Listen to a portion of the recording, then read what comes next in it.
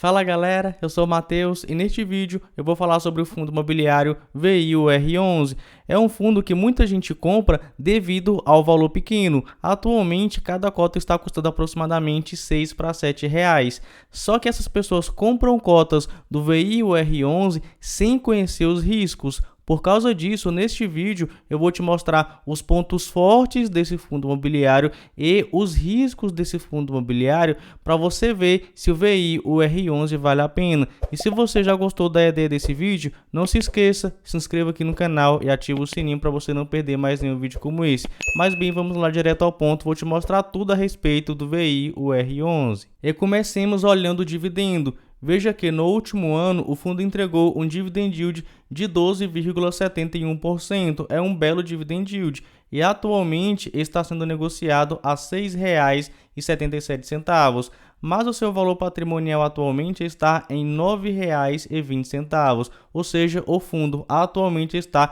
com 26% de desconto frente ao seu valor patrimonial. E bem, esse fundo aqui tem como gestor a Vinci Real Estate e como administrador a BRL Trust, que cobram as seguintes taxas. Temos aqui uma taxa de administração que varia de 0,75% ao ano a 0,95% ao ano, a depender do valor de mercado do fundo imobiliário. Ainda tem também uma taxa de performance de 20% do QCD, o IPCA, mais 6% ao ano. E repare que esse fundo imobiliário tem apenas 11 mil cotistas. Por ter essa baixa quantidade de cotistas, eu já espero que o fundo tenha uma baixa liquidez, ou seja, poucas pessoas fazendo negociações, comprando e vendendo cotas. E veja que em dezembro de 2022, o fundo teve um volume financeiro médio negociado de pouco mais de R$200 mil.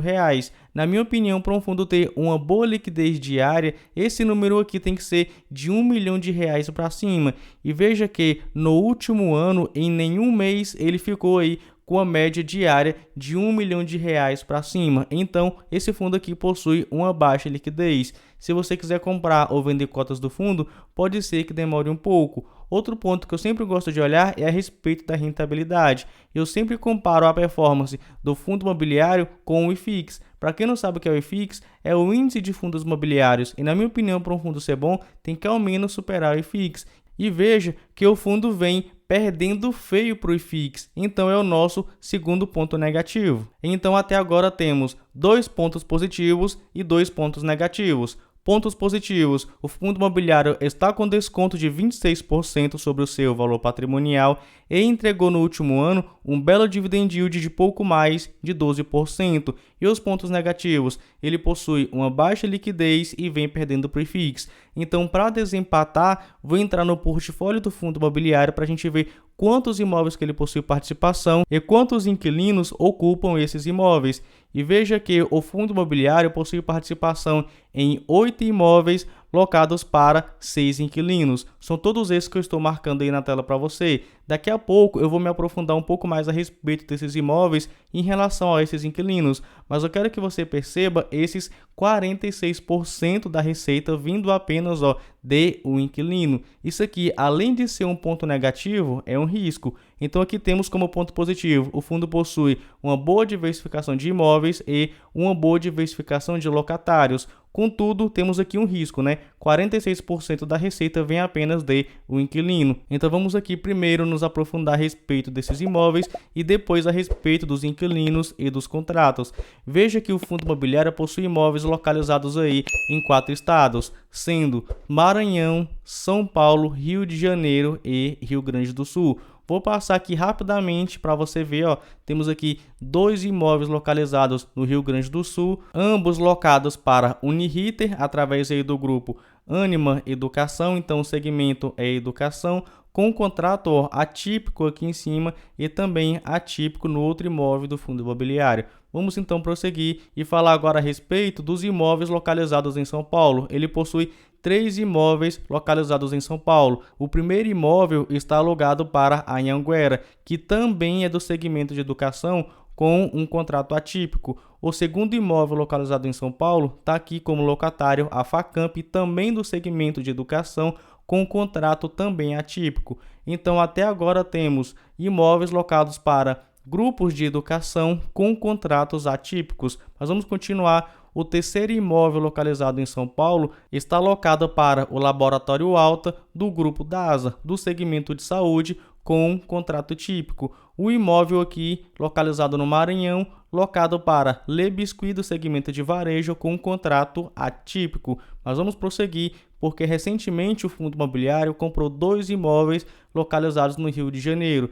Temos aqui um locatário americano do segmento de varejo e a DASA do segmento de saúde, com um contrato típico. Fazendo aqui um breve resumo em relação a esses contratos, temos aqui o seguinte: 92% são atípicos. Isso aqui é bem interessante para o cotista, porque meio que dá uma segurança a mais para a gente, né, de ficar recebendo dividendos do fundo imobiliário. Temos aqui 8% apenas típico. Em relação ao segmento de atuação, temos aqui 78% desses inquilinos são do setor de educação. Em relação à localidade aí da área bruta alocável do fundo imobiliário, temos aqui 46% o estado Rio Grande do Sul e 39% São Paulo, mas ele também possui imóveis no Maranhão e 2 imóveis localizados no Rio de Janeiro. Em relação aos contratos, né, ao vencimento dos contratos, temos aqui que o fundo possui um prazo médio remanescente dos contratos vigentes de aproximadamente 9 anos, ou seja, aproximadamente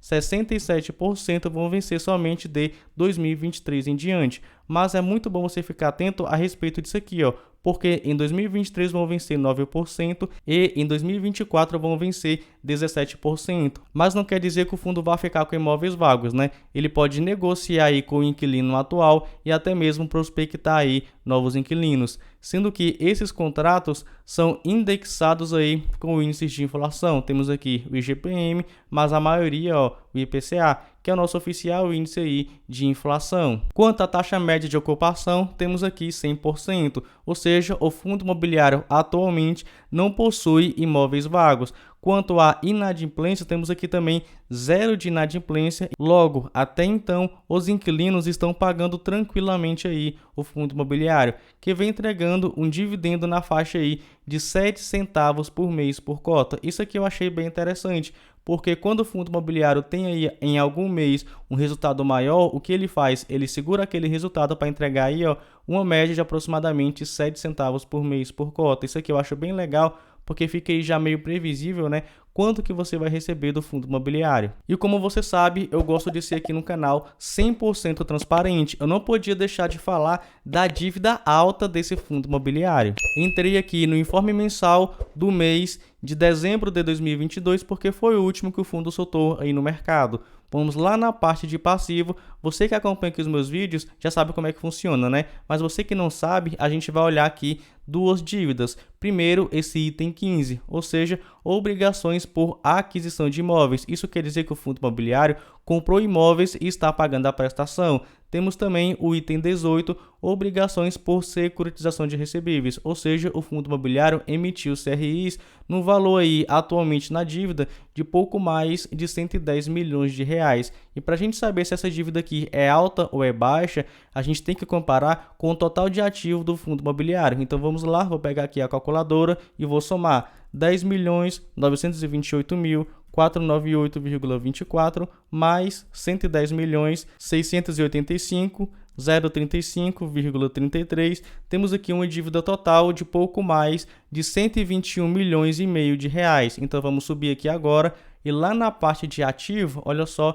em ativo temos o seguinte, tá aqui, ó, ativo, que é o item 1, um ativo de 371 milhões de reais. Então eu vou pegar aquele número, né, aquela dívida, e vou dividir por 371.746.961,62. Vou multiplicar por 100 para a gente achar aí um percentual. Temos aí um percentual de 32, ou seja, o fundo imobiliário está extremamente endividado. Só para deixar um número para você, quando esse número aqui der até 20%, na minha opinião, é uma dívida tranquila.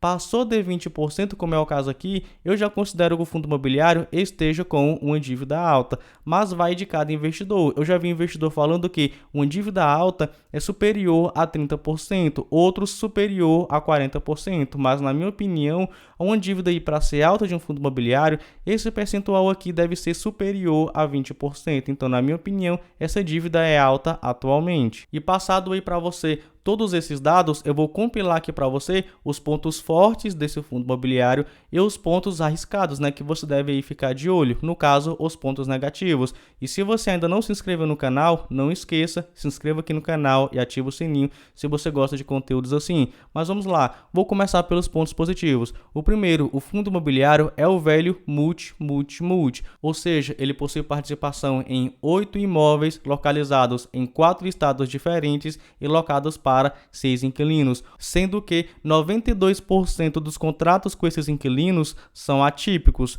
Outro ponto positivo é o seu dividend yield. No último ano foi superior a 12%. E o último ponto positivo é o seu preço. Quando a gente compara ele com seu valor patrimonial atualmente, temos aí um desconto de aproximadamente 26%. Mas agora vamos para os pontos negativos. O primeiro ponto negativo, o fundo possui uma baixa liquidez. Então, se você quiser comprar ou vender ele, pode ser que demore um pouco. Afinal, o fundo imobiliário tem pouco mais aí de 11 mil cotistas. O segundo ponto negativo é que ele não vem superando o IFIX. Na minha opinião, para um fundo ser bom, tem que ao menos superar o IFIX.